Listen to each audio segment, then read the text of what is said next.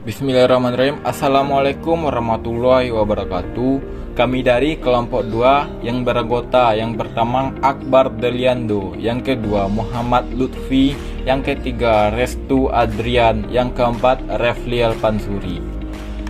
Kami dari kelompok 2 akan menjelaskan materi tentang CRM, yaitu poin pertama pengertian CRM yang akan dibacakan oleh Refliel Pansuri. Yang kedua, tujuan CRM yang dibacakan oleh Akbar Deliando.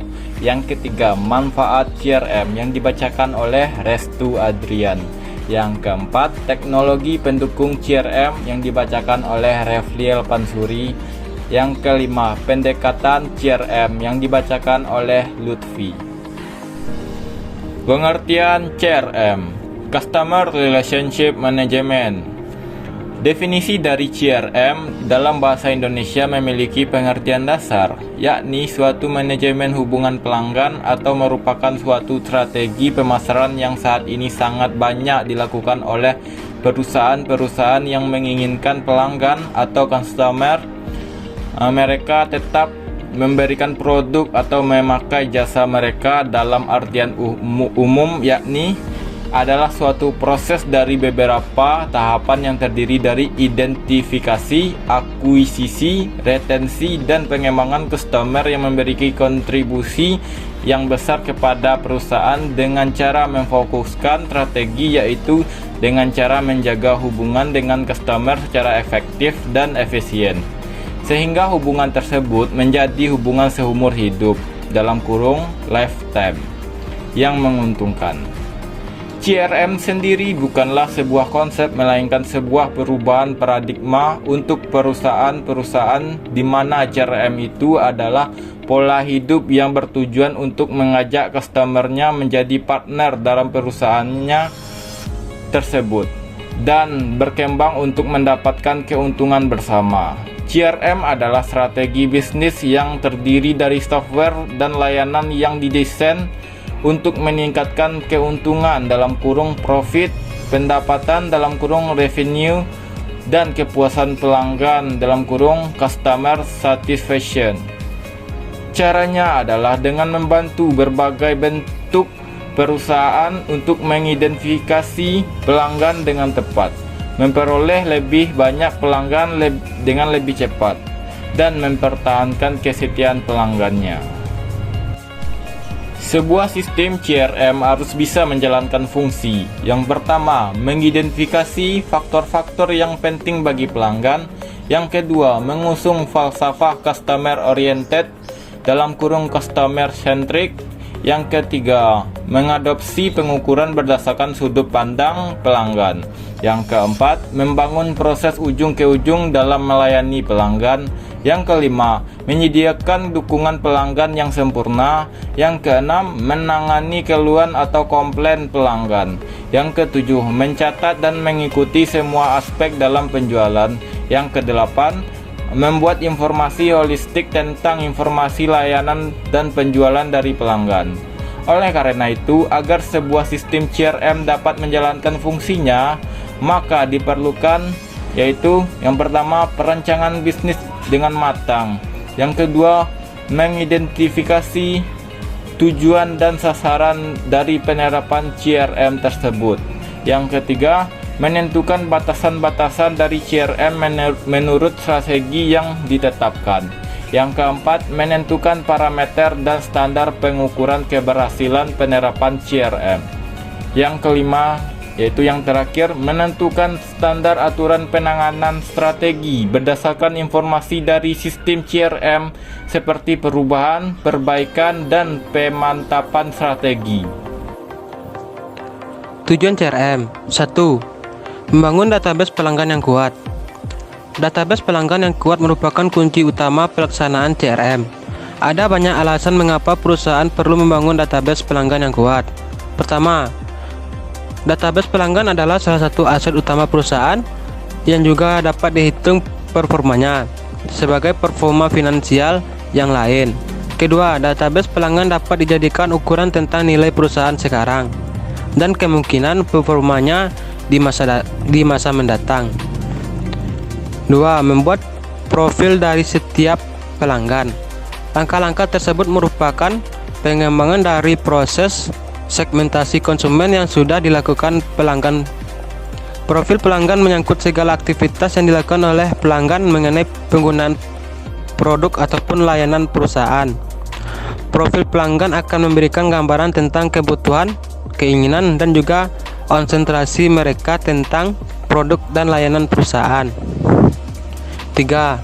Analisis profitabilitas dari tiap-tiap pelanggan. Dalam analisis profitabilitas, ada dua hal yang akan dinilai dari masing-masing pelanggan.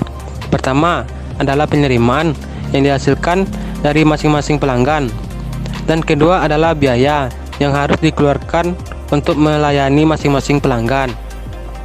4. Interaksi dengan pelanggan yang lebih target dan customize. Dengan profil yang lebih jelas, perusahaan akan lebih mudah untuk melihat kebutuhan yang berbeda-beda dari setiap pelanggan. Informasi ini tentu saja akan memudahkan perusahaan untuk memberikan penawaran tentang produk dan layanan yang disesuaikan kebutuhan mereka. Dengan tingkat kebutuhan yang dipetakan, perusahaan juga dapat memberikan komunikasi pemasaran terpadu yang lebih personal dan customized. Manfaat CRM. 1. Jumlah konsumen yang akan bertambah karena tujuan utama dari CRM sendiri mencari konsumen baru, di samping tetap memelihara tingkat kepuasan konsumen yang sudah ada. 2. Mengetahui tingkat kepemilikan perusahaan pada konsumen, yaitu dengan mengetahui kebutuhan konsumen. 3. Mengetahui kebutuhan konsumen pada masa yang akan datang, yaitu melalui hasil transaksi yang sudah dilakukan dan dari hasil analisa data-data transaksi yang sudah terkumpul. 4. Mengetahui ketidaknormalan pada setiap aktivitas transaksi, yaitu mengetahui tindak kriminal seperti penipuan dan lain sebagainya. 5. Mengetahui perbaikan yang harus dilakukan pada servis yang diberikan pada konsumen. 6. Mampu menganalisa pola data transaksi.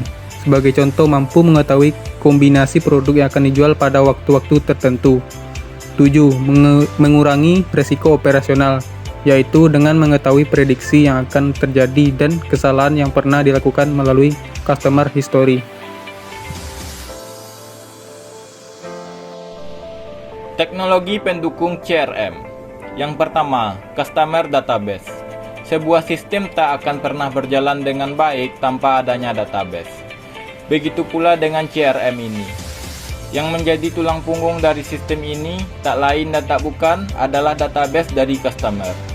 Informasi yang diperoleh dari konsumen, baik berupa interaksi dengan perusahaan dan prospek kedepannya, akan sangat berharga.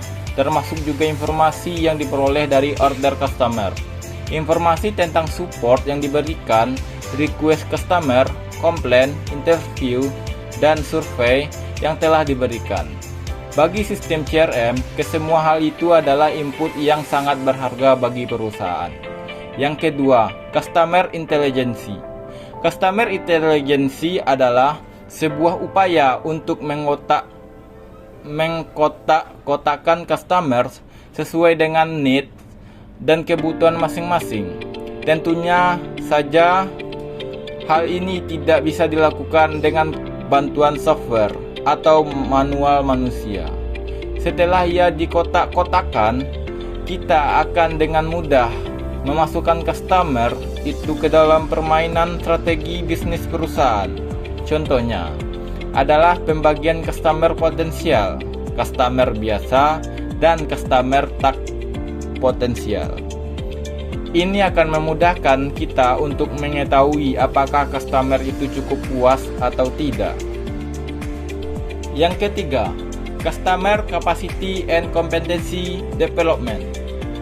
Tujuan utama teknologi pendukung ini adalah continuous improvement yang memungkinkan perusahaan berada sedikit lebih dekat dengan apa yang dimaui oleh customernya. Sistem yang kompleks memang dibutuhkan untuk mencapai hal ini. Tapi bukan hanya itu saja. Praktek langsung jauh lebih powerful untuk mencapai level kepuasan pelanggan yang diinginkan. Kombinasi sempurna dari manusia dan teknologi akan menghasilkan salah satu core competencies yang memungkinkan perusahaan untuk berada di depan dalam kompetensi CRM.